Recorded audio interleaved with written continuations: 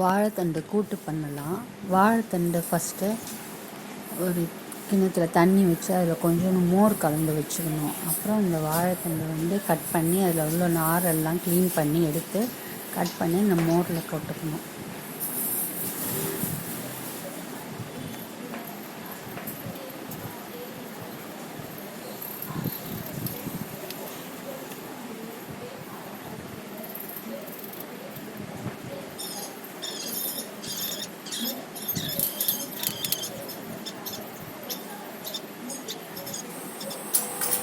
ஒரு கடாயில் பாசிப்பருப்பு எடுத்து அதை நல்லா வாசனை வரைக்கும் வறுத்துட்டு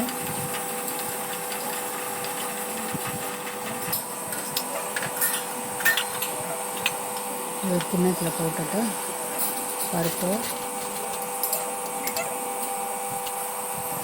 நறுக்கி போட்ட வாழைத்தண்டு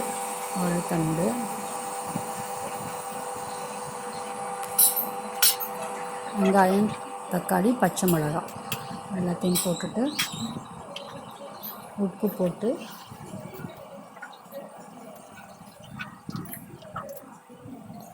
தண்ணி ஊற்றி குக்கரில் இந்தளவுக்கு தண்ணி வச்சு தண்ணி ஊற்றி மஞ்சள் பொடி கொஞ்சம் உள்ளே போட்டு தண்ணி விட்டு மூடி வச்சிடணும்.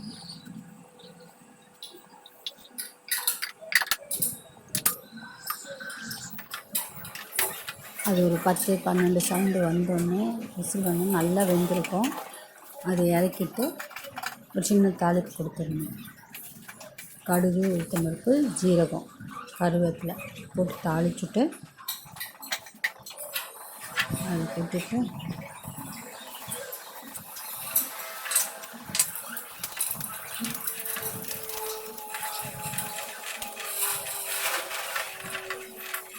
இதெல்லாம் சிம்பிள் சமையல், யார் வேணால் செய்யலாம். உடம்புக்கு ரொம்ப நல்லது.